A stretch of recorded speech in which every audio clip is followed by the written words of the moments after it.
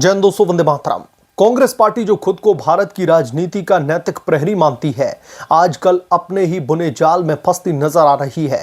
दरअसल कांग्रेस पार्टी की नेता सोनिया गांधी के एक फर्जीवाड़े को लेकर के इस वक्त कोर्ट से एक बहुत बड़ी खबर है। सोनिया गांधी पर लगा आरोप कि उन्होंने 1983 में भारतीय नागरिकता प्राप्त करने से 3 साल पहले ही यानी कि 1980 में फर्जी दस्तावेजों के जरिए वोटर लिस्ट में अपना नाम दर्ज करवा लिया था।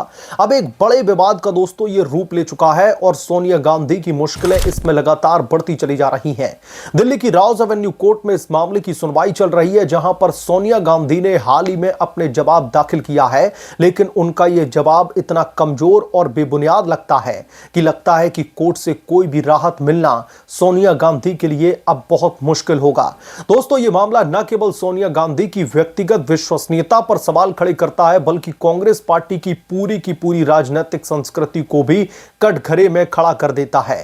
राहुल गांधी पूरे देश में वोट चोरी को लेकर के हो हल्ला मचाए हुए हैं, लेकिन सोनिया गांधी ने जिस तरीके से वोट चोरी की थी उस पर कांग्रेस पार्टी को सांप सूंघ गया है। दोस्तों, एक ऐसी पार्टी जो हमेशा दूसरों पर उंगली उठाती है लेकिन अपने घर के कंकालों को छिपाने में माहिर है। इस रिपोर्ट में दोस्तों हम इस पूरे मामले को विस्तार से समझेंगे। कोर्ट से क्या बड़ा अपडेट है, सोनिया गांधी के जवाब की कमजोरियों को भी उजागर करेंगे और देखेंगे कि कैसे यह कांग्रेस पार्टी की गिरती साख का एक और सबूत है। दोस्तों, यह मामला कोई नया नहीं है, लेकिन हाल के महीनों में यह सिर्फ सुर्खियों में आया। भारतीय जनता पार्टी के नेता अमित मालवीय ने अगस्त 2025 में राहुल गांधी के वोट चोरी वाले आरोपों का जवाब देते हुए सोनिया गांधी के पुराने रिकॉर्ड को सामने लाया। उन्होंने दावा किया कि सोनिया गांधी जो मूल रूप से इटली की नागरिक थी, उन्होंने 1980 में नई दिल्ली निर्वाचन क्षेत्र की वोटर लिस्ट में अपना नाम दर्ज करवा लिया, जबकि उनकी भारतीय नागरिकता अप्रैल 1983 में मिली थी। यानी कि जब उन्हें नागरिकता ही नहीं मिली, 1983 में उन्हें नागरिकता मिली, लेकिन उससे 3 साल पहले ही उनका नाम वोटर लिस्ट में आ जाता है। बीजेपी ने इसे पेपर प्रूफ के साथ में पेश किया था, जिसमें वोटर लिस्ट के पुराने रिकॉर्ड भी दिखाए गए थे, जहां पर सोनिया गांधी का नाम 1980 में शामिल था। दोस्तों, यह आरोप सीधे सीधे फर्जीवाड़े की ओर इशारा करता है, जो कांग्रेस पार्टी ने बहुत ही सुनियोजित तरीके से किया था, क्योंकि उस समय विदेशी नागरिकों को वोटर लिस्ट में शामिल करने का कोई प्रावधान था ही नहीं। मामला और तब गंभीर हो जाता है जब सितंबर 2025 में वकील विकास त्रिपाठी ने दिल्ली की राउज एवेन्यू कोर्ट में सोनिया गांधी के खिलाफ में आपराधिक शिकायत दर्ज करवाई थी और कहा था कि फर्जीवाड़े के तहत सोनिया गांधी के खिलाफ में मुकदमा दायर होनी चाहिए, कार्रवाई होनी चाहिए कांग्रेस पार्टी के खिलाफ में। वकील ने आरोप लगाया कि सोनिया गांधी ने फर्जी दस्तावेजों का इस्तेमाल करके 1980 में अपना नाम वोटर लिस्ट में डलवा लिया और 1982 में नाम फिर से हटवाया गया और फिर 1983 में दोबारा से शामिल किया गया। दोस्तों, यह शिकायत भारतीय दंड संहिता यानी कि आईपीसी की धाराओं के तहत की गई थी, जिसमें जालसाजी और धोखाधड़ी शामिल है। यानी कि सीधे सीधे 420 का मुकदमा दायर करने की अपील की गई है कोर्ट से, और बीजेपी ने इसे कांग्रेस पार्टी की घुसपैठी वोटर्स की राजनीति से जोड़ करके हमला बोला था, जिसमें अनुराग ठाकुर जैसे नेताओं ने कहा कि कांग्रेस पार्टी ने हमेशा अवैध तरीकों से चुनाव जीते हैं। मजिस्ट्रेट कोर्ट ने शुरुआत में शिकायत को दोस्तों खारिज कर दिया था, लेकिन दिसंबर 2025 में सेशंस कोर्ट ने रिवीजन पिटीशन पर सोनिया गांधी को नोटिस जारी कर दिया और जैसे ही कोर्ट की तरफ से सोनिया गांधी के खिलाफ में नोटिस आता है, उनसे जवाब दाखिल करने की बात कही जाती है, तो पूरी की पूरी कांग्रेस पार्टी में हड़कंप मच जाता है। बीजेपी की नेता संबित पात्रा ने इसे जो फोर्ज डॉक्यूमेंट का मामला बताया था और सीधे तौर पर कहा था कि कांग्रेस पार्टी ऐसे कई नमूने पहले ही पेश कर चुकी थी और उन्होंने यह भी कहा कि सोनिया गांधी ने भारतीय कानून का उल्लंघन किया है। यह मामला अब स्पेशल जज विशाल गोगने के सामने है और सुनवाई दोस्तों इस बाबत अब 21 फरवरी को जो है होनी है और 21 फरवरी से पहले कोर्ट में अपना जवाब दाखिल करने के लिए कहा गया था और सोनिया गांधी ने इसमें जवाब दाखिल किया, जिसमें उन्होंने पूरे मामले को राजनीतिक रूप से प्रेरित यानी कि पॉलिटिकली मोटिवेटेड करार दे दिया। उनके वकील तरनूम चीमा, कनिष्क सिंह और आकाश सिंह ने यह दावा किया है कि सोनिया गांधी के नागरिकता के मामले केंद्र सरकार के अधिकार क्षेत्र में आते हैं, जबकि वोटर लिस्ट चुनाव आयोग की जिम्मेदारी है।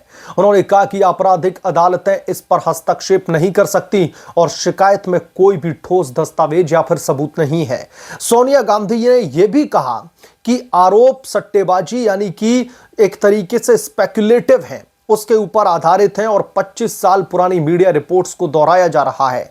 सोनिया गांधी का सबसे बड़ा दावा दोस्तों यह है कि मामला राजनीतिक है, लेकिन यह बहाना कांग्रेस पार्टी की पुरानी आदत है। जब भी कोई आरोप लगता है तो वो इसे भारतीय जनता पार्टी की साजिश बता देते हैं। हकीकत में तो दोस्तों यह मुद्दा 1990 के दशक से उठता रहा है, जब सुब्रमण्यम स्वामी जैसे लोग इसे सामने लेकर के आए थे। 25 साल पुरानी रिपोर्ट पर सोनिया गांधी और कांग्रेस पार्टी सवालिया निशान खड़े कर रही है, लेकिन यहां पर समझने वाली बात यह है कि उस रिपोर्ट की ऑथेंटिसिटी पर कांग्रेस पार्टी किस बेसिस पर सवाल खड़े कर रही है। बीजेपी ने इसे केवल राहुल गांधी के आरोपों के जवाब में उठाया, जो खुद वोट चोरी की बात कर रहे थे। अगर आरोप बेबुनियाद हैं तो सोनिया गांधी क्यों नहीं स्पष्ट रूप से बता रही है कि 1980 में उनका नाम कैसे शामिल हुआ था। जवाब में कोई भी ठोस सबूत नहीं है। ममता बनर्जी के पास में सिर्फ डिफेंस बोर्ड में दिख रही है, बचाव करती नजर आ रही है, और कोर्ट में अपना जो जवाब दाखिल किया है उसमें भी ममता बनर्जी ने जो 1980 में उनका वोटर लिस्ट में नाम था उस पर कोई टीका टिप्पणी नहीं की। सोनिया गांधी कहती हैं कि शिकायत में कोई भी दस्तावेज नहीं है, लेकिन वोटर लिस्ट के पुराने रिकॉर्ड सार्वजनिक हैं और बीजेपी ने उन्हें लोगों के सामने पेश भी किया है। जवाब में सोनिया गांधी ने खुद कोई काउंटर डॉक्यूमेंट कोर्ट को मुहैया भी नहीं करवाया। वो कहती हैं कि कोई भी आवेदन की कॉपी नहीं लगाई गई, लेकिन यह शिकायतकर्ता की जिम्मेदारी नहीं है, कोर्ट जांच कर सकती है। यह दावा कमजोर है क्योंकि मामला 40 साल पुराना है। लेकिन दोस्तों जो तमाम चुनाव आयोग के रिकॉर्ड है वो अभी भी मौजूद हैं। सोनिया गांधी का तर्क है कि अदालत हस्तक्षेप इसमें नहीं कर सकती क्योंकि यह चुनाव आयोग का मामला है। सुनने में आप लोगों को लग रहा होगा कि कोर्ट इसमें हस्तक्षेप क्यों कर रही है, लेकिन हकीकत में जालसाजी एक आपराधिक मामला ही है और बीजेपी की तरफ से आपराधिक धाराओं के तहत ही मामला यह दर्ज करने के लिए कहा गया है। अगर फर्जी दस्तावेज इस्तेमाल हुए तो आईपीसी लागू होता है। संविधान की धारा 329 का हवाला देकर के वो बचने की कोशिश कर रही है, लेकिन यह चुनावी प्रक्रिया पर लागू होता है, ना कि फर्जीवाड़े पर। दोस्तों ये बचाव कानूनी पेच है, ना कि सच्चाई का सामना। जवाब में यह कहा गया कि मामला 40 साल पुराना है, इसलिए इसको अमान्य घोषित किया जाए, लेकिन कानून में जालसाजी जैसे अपराधों पर कोई भी समय सीमा नहीं होती। अगर आपने 4 साल पहले अपराध किया हो, 40 साल पहले किया हो, उसमें तो सजा मिलेगी ही मिलेगी, खास तौर पर जब सार्वजनिक हित से मामला जुड़ा हो। कांग्रेस पार्टी दोस्तों खुद पुराने मामलों को उठाती है, लेकिन यहां पर चुप्पी साध करके बैठ गई है और पुराना मामला बताकर के आज से 40 साल पहले का इस मामले को रफा दफा करना चाहती है। दोस्तों ये कांग्रेस पार्टी के दावे कमजोर इसलिए भी दिखते हैं क्योंकि वो आरोपों का सीधा जवाब नहीं देते। सोनिया गांधी बस बचाव करने की कोशिश कर रही हैं, साबित नहीं कर पा रही कि उनके ऊपर जो आरोप लग रहे हैं वो गलत है। यह मामला सिर्फ सोनिया गांधी का नहीं बल्कि कांग्रेस पार्टी की पूरी व्यवस्था का है। पार्टी जो नेहरू गांधी परिवार पर टिकी है, हमेशा विशेषाधिकारों का फायदा उठाती रही है। अमित शाह ने संसद में कहा था कि कांग्रेस पार्टी ने हमेशा वोट चोरी की है। नेहरू से लेकर के इंदिरा गांधी तक सोनिया का मामला इसी का एक बहुत बड़ा हिस्सा है। राहुल गांधी एसआईआर यानी कि स्पेशल इंटेंसिव रिवीजन पर आरोप लगाते हैं, लेकिन अपनी मां के रिकॉर्ड पर चुप्पी साध लेते हैं। यह दोहरा मापदंड कांग्रेस पार्टी की असली पहचान है। वोट चोरी से लेकर के उन्होंने पूरे बिहार में, उत्तर प्रदेश में और कई जगहों पर हो हल्ला काटा, लेकिन इस वोट चोरी पर अब चुप्पी साध कर बैठे हैं। दूसरों पर उंगली और खुद पर पर्दा डालने की कोशिश है कांग्रेस पार्टी की। कांग्रेस की दोस्तों गिरती साख स्पष्ट। 2024 के चुनाव में हार, आंतरिक कलह और अब यह घोटाला। सोनिया गांधी की विदेशी जड़ें हमेशा से विवादों में रही हैं और यह मामला उन्हें और भी ज्यादा उजागर करता है। पार्टी की आलोचना इसलिए भी जरूरी है क्योंकि वो खुद को लोकतंत्र का रक्षक बताने का ढोंग करते हैं, लेकिन कानून तोड़ने में सबसे आगे रहते हैं। यह मामला सोनिया गांधी को बुरी तरीके से फंसा रहा है। उनका जवाब बेबुनियाद है क्योंकि यह आरोपों का सामना करने की बजाय बहाने बनाता दिखता है। कोर्ट से राहत मिलना सोनिया गांधी को मुश्किल है क्योंकि सबूत सार्वजनिक हैं और राजनीतिक प्रेरणा का बहाना अब पुराना हो चुका है और इसी वजह से अब सोनिया गांधी के जो वकील हैं वो कोर्ट में डिफेंसिव मोड में दिखाई दे रहे हैं। लेकिन यहां पर समझने वाली बात यह कि डिफेंसिव मोड भी सोनिया गांधी का काम नहीं आएगा क्योंकि बीजेपी ऑलरेडी इस बाबत तमाम सबूत पेश करा चुकी है। बहरहाल आप क्या सोचते हैं इसके बारे में, आपकी क्या राय है, हमें कमेंट करके जरूर बताएं। जल्द मिलूंगा किस दूसरे बड़े अपडेट के साथ में, तब तक के लिए धन्यवाद। अगर आप लोग चैनल पर नए हैं तो प्लीज चैनल को सब्सक्राइब करें, साइड बने बेल आइकन को जरूर प्रेस करें ताकि जब भी मैं कोई बड़ी खबर लेकर आऊं तो इसकी जानकारी सबसे पहले आपको मिले।